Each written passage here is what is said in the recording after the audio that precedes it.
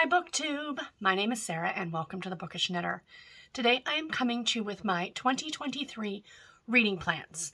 So if you guys are looking for a video that has all kinds of series that I'm going to be talking about that I want to read and all kinds of grand plans that I have, this is not the video.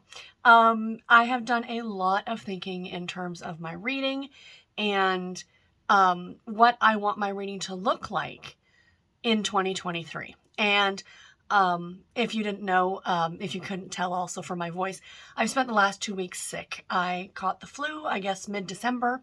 I am filming this on the 28th of December now, so I have literally had this cold for 2 weeks. And I still have a bit of a cough, and I'm still really tired. But other than that, it's pretty much worked its way through. But I've done a lot of thinking about my reading because the one thing I have not been doing over the past 2 weeks is reading, which was the same in February when I got sick. For those of you who have been following the channel for a while, I ended up in hospital for 2 weeks in February, a little over 2 weeks, and I didn't get much reading done while I was in hospital either. You'd think with all that downtime that, you get a lot of reading done. But when I'm not feeling well, I don't feel like reading. It's like the only time I don't want to read.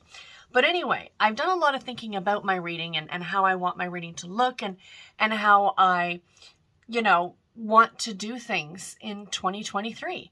And pretty much what I have come to the decision of is that I want to make reading fun again. And I'm not saying that over the past few years that it hasn't been fun. I still love to read. It is my favorite thing to do. Given the choice of anything else, I will pick up a book. And the thing, though, that I found that I have fallen into over the last number of years here on booktube is trying to keep up with the Joneses, for lack of a better term. You see other booktubers who can read a lot of books and who, do all these different challenges, and there's lots of readathons and read-alongs and, buddy reads and, advanced copies of books and all kinds of things. And you want to do all the things like everybody else. And I think it's kind of one of the things you fall into as a booktuber.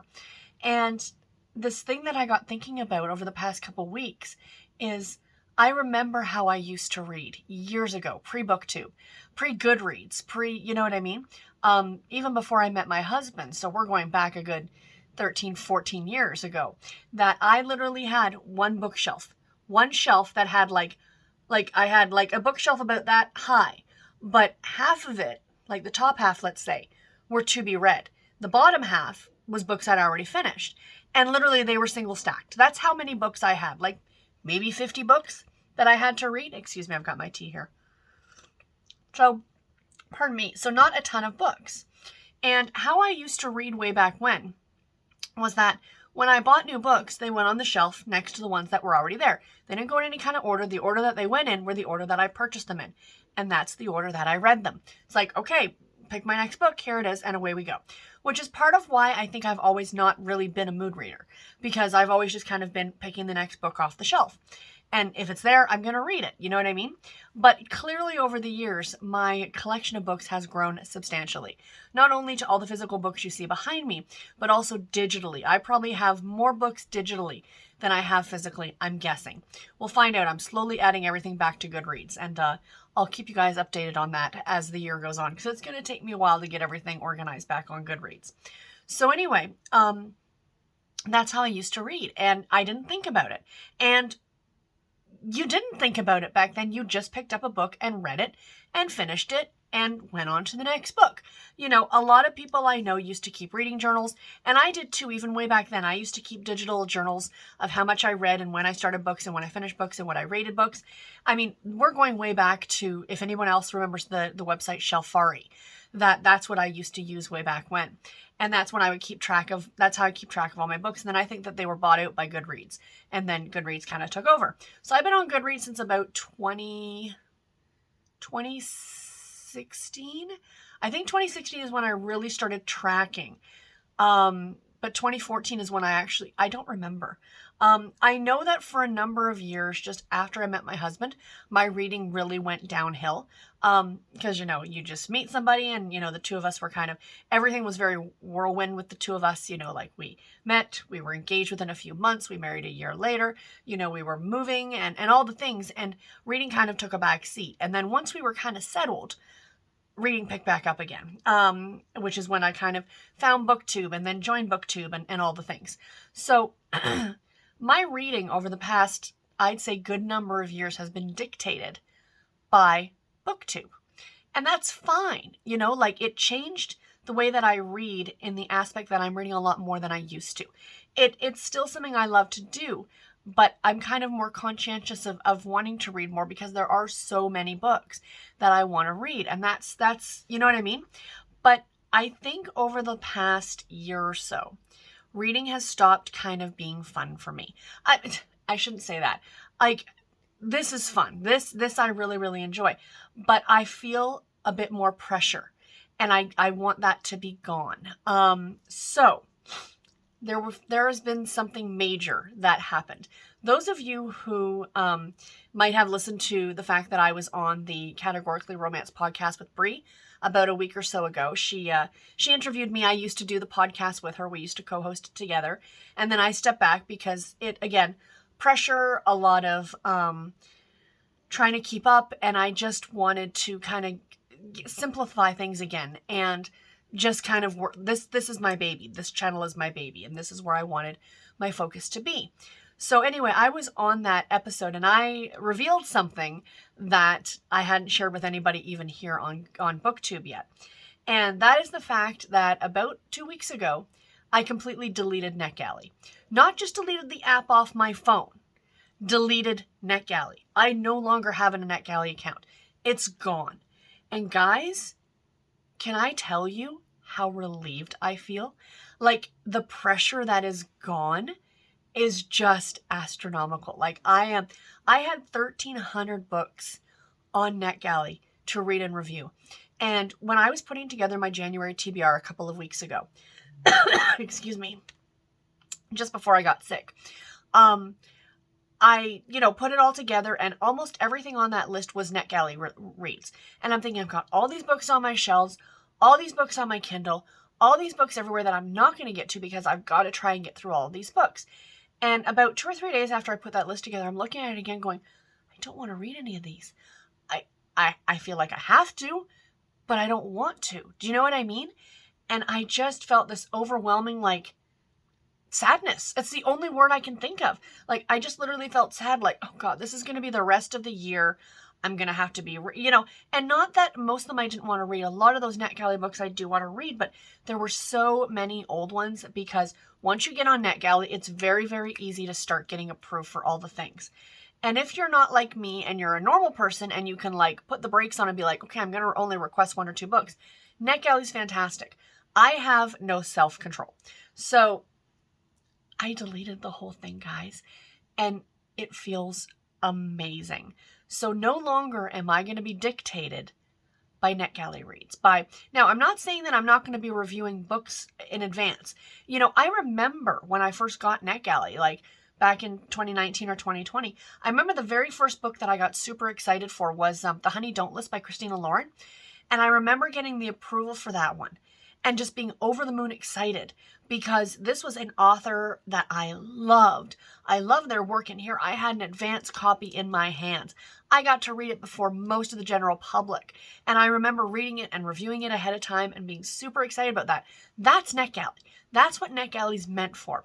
It's not meant for, it's not just a way to get books, which is pretty much the point that I was at. And I'm done with it. I am absolutely done with it. If I get reached out to by authors, there are some authors that I absolutely adore. Katie Richards, Denise Wheatley, Rachel Stewart, Pippa Roscoe. A lot of these authors send me advanced copies of their books. And I love that. And I will review those. And, so it takes the pressure off that I can now focus on these that the author is sending me directly as opposed to, some random person at Berkeley who hit like a yes, button saying that I can be approved for this book. So that's gone, which is super, super exciting. I'm really happy about that. So in other words, my reading for 2023 is just going to kind of be whatever the hell I feel like it. Another big change coming to the channel, there will no longer be monthly TBRs.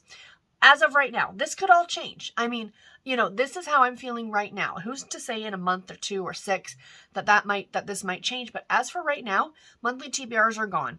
What I'm going to be doing, instead, is weekly TBRs. So every Friday, I'm going to sit down and share with you guys 5 books that I am really excited about reading in the next week. Now, you know me.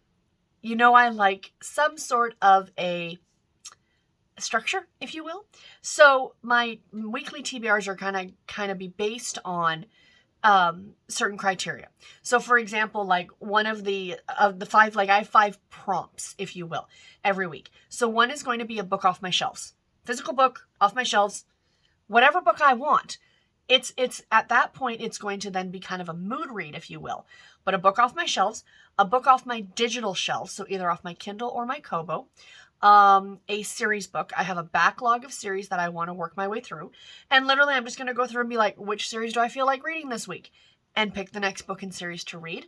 A Harlequin new release. I still love reading those. Those are some of my favorite things. I love talking about them here on the channel. So every week I'll be picking a new one. This only means I might get through 4 or 5 of them in a month, but that's perfectly fine. There's 11 of them that come out every month.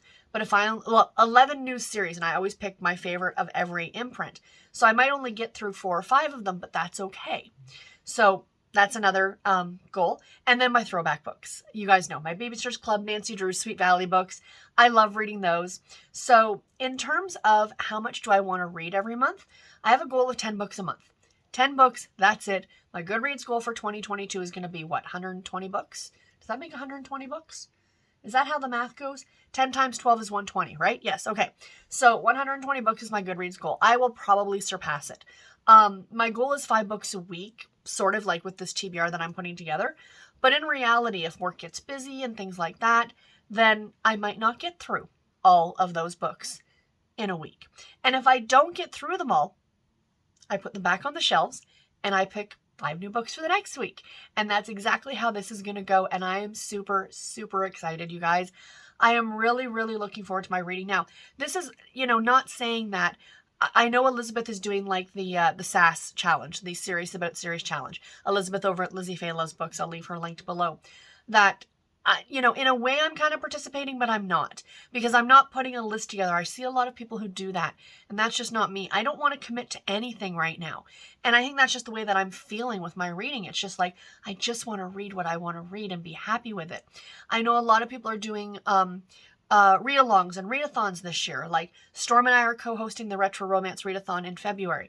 I know Ollie is bringing back Garb August in August, which I kind of really want to participate in. And hey, Ollie, if you're watching this, I'd love to co-host. Just throwing it out there. But like for stuff like that, like I will participate in a way, but I'm not going to put together a specific TBR, more kind of gear my reading for that month towards those readathons or read-alongs or what have you.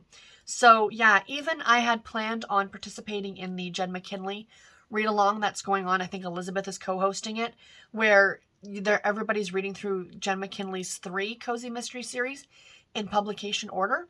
And each month it's 2 books. I don't even want to commit to that. I'm like, nope, I just, if I end up picking up one of those series books at some point this year, great. If I don't, great. You know what I mean? Like, even I wanted to kind of read, try and make sure that I read my book of the month book, like the month after I get it. So for example, the book that I got in December, I tried reading January. I was going to pick that book up for this first week of January, and I'm like, I don't feel like it.